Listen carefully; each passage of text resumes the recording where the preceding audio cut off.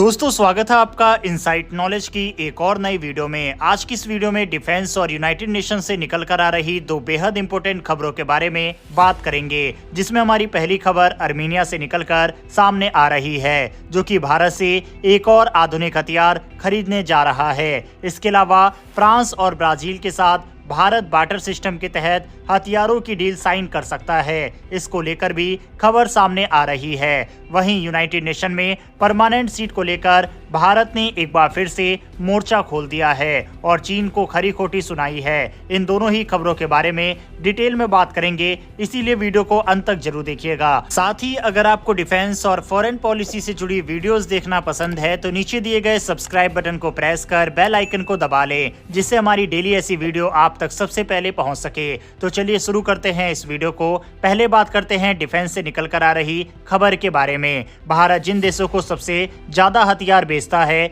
उसमें आर्मीनिया और फ्रांस सबसे ऊपर है, और अब आर्मीनिया एक और बड़ा हथियार भारत से खरीदने जा रहा है। आप अपने स्क्रीन पर सबसे पहले आर्टिकल देख सकते हैं, जिसके तहत आर्मीनिया 78 अटैक्स आर्टिलरी को भारत से खरीद रहा है। तुर्की के दोस्त अजरबैजान के साथ तनाव में उलझे आर्मीनिया ने भारतीय हथियारों में दिलचस्पी दिखाई है, जिसमें भारत में निर्मित advance artillery gun system attack शामिल है। आर्मीनिया कथित तौर पर 78 ATGS एवेंजर्स तोप की खरीद के लिए भारत फोर्ज की रक्षा हथियार निर्माता कल्याणी स्ट्रेटेजिक सिस्टम लिमिटेड के साथ बातचीत कर रहा है। आर्मीनिया ने यह फैसला 6 ATGS तोपों की सफलता के बाद लिया है, जिन्होंने देश के अलग अलग इलाकों में असाधारण क्षमताओं का प्रदर्शन किया है। भारत ने आर्मीनिया को 6 ATGS तोपों की सप्लाई पहले ही की थी। इन तोपों ने आर्मीनिया के विविध प्रकार के मैदान में अपना लोहा मनवाया है, जिसमें उच्च ऊंचाई वाले पहाड़ी क्षेत्र और मैदान शामिल है। इन परीक्षणों ने तोपों की लंबी दूरी का सटीक निशाना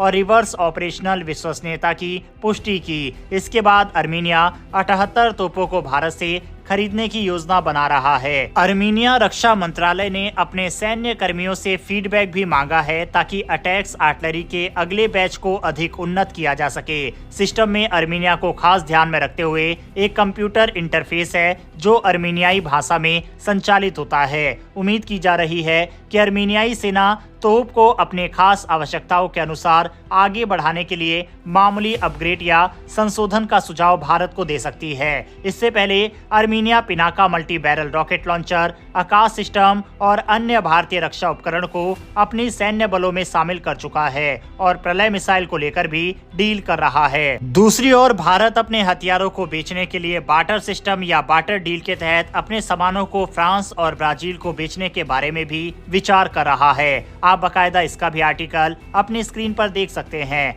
बार्टर डील यानी कि भारत अपने हथियारों को दूसरे देशों को बेचेगा और उस देश से हथियार के बदले पैसों की बजाय कोई और उपकरण या फिर कुछ गुड्स वगैरह खरीदेगा, जिसकी भारत को जरूरत होगी। इसके कई फायदे हैं। एक तो विदेशी मुद्रा की बचत होगी, भारतीय हथियारों के निर्यात को और भी ज्यादा बढ़ावा मिलेगा और व्यापार में बैलेंस भी बना रहेगा। अब ये बार्टर डील भारत दो देशों के साथ करने के बारे में विचार कर रहा है, जिसमें पहला फ्रांस है और दूसरा ब्राजील। भारत और ब्राजील के रक्षा और एरोस्पेस सेक्टर में पुराने संबंध है। भारत पिनाका रॉकेट सिस्टम या आर्मर्ड व्हीकल्स को एक्सचेंज करके ब्राजील से एम्ब्रियर के मिलिट्री एयरक्राफ्ट हासिल कर सकता है। इससे दोनों देशों को अपने अपने क्षेत्रीय प्रभाव को बढ़ाने में मदद मिलेगी और भारत के हथियारों में ब्राजील ने अपना इंटरेस्ट भी शो किया है। वहीं फ्रांस की बात करें, भारत फ्रांस से और राफेल फाइटर जेट्स या पनडुब्बियां ले सकता है और बदले में क्रूज मिसाइल, आकाश मिसाइल सिस्टम या अन्य रक्षा उपकरण ऑफर कर सकता है। इसके साथ ही भारत हाइपरसोनिक मिसाइल को भी क्योंकि विकसित कर चुका है, तो हाइपरसोनिक प्रोग्राम में फ्रांस को शामिल करने का भी भारत ऑफर दे सकता है, जिससे फ्रांस को आगे चलकर हाइपरसोनिक तकनीक मिल जाएगी और बदले में भारत फ्रांस से अत्याधुनिक फाइटर जेट और इंजन की तकनीक ले सकता है। इससे इंडो पैसिफिक क्षेत्र में भारत और फ्रांस दोनों की रणनीतिक स्थिति मजबूत होगी। बहरहाल दोस्तों, आपकी इस बारे में क्या राय है, कमेंट बॉक्स में लिखकर लेकर बताइएगा। बढ़ते हमारी अगली खबर की तरफ, जो कि यूनाइटेड नेशन से निकलकर सामने आ रही है। दरअसल संयुक्त राष्ट्र में बदलाव को लेकर पिछले कुछ महीनों से लगातार काफी ज्यादा आवाज उठाई जा रही थी, जो कि अब पूरी तरह से बैठ गई है। कई देशों ने बड़े बड़े दावे किए थे बदलाव यूनाइटेड नेशन के अंदर किए जाएंगे, लेकिन इसको लेकर कोई भी एक्शन या स्टेप नहीं उठाया गया। और इसी को लेकर भारत के यूनाइटेड नेशन में स्थायी प्रतिनिधि हरीश ने यूनाइटेड नेशन में स्थायी सदस्यता के ऊपर जमकर फटकार लगाई। कोलंबिया विश्वविद्यालय में बोलते हुए हरीश ने स्थायी सदस्य और प्रतिद्वंदी देशों के प्रतिरोध की ओर इशारा करते हुए कहा कि कुछ देश यूएनएससी के विस्तार में रोड़ा अटका रहे हैं। इससे ये संगठन आज भी 1945 की स्थिति में ही है। हरीश ने नाम लिए बिना चीन पर यूएनएससी का विस्तार रोकने का आरोप लगाया। भारतीय स्थायी प्रतिनिधि ने कहा, इस बात पर आम सहमति है कि संयुक्त राष्ट्र सुरक्षा परिषद में सुधार किया जाना चाहिए। इसमें सुधार की आवश्यकता है।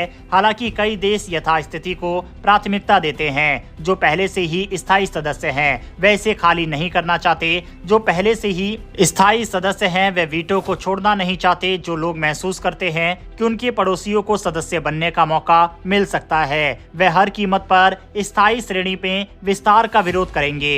ये बातें उन्होंने चीन के लिए कही है। साफ है, यूनाइटेड नेशन की ये सोच दुनिया भर के देशों को मुसीबत में डाल रही है और नए नए विवादों को जन्म दे रही है, क्योंकि यूनाइटेड नेशन किसी भी मामले को हल करने में पूरी तरह से विफल संस्था साबित हुआ है। बहरहाल दोस्तों, इस वीडियो में इतना ही। इन सभी खबरों के बारे में आपकी क्या राय है, कमेंट बॉक्स में लिखकर बताइएगा। इन्फॉर्मेशन और वीडियो पसंद आई हो तो वीडियो को लाइक करके हमारी आने वाली डेली ऐसी वीडियो के लिए चैनल को सब्सक्राइब कर बेल नोटिफिकेशन अवश्य दबा लें। फिर मिलेंगे ऐसी एक नई वीडियो के साथ। धन्यवाद। जय हिंद।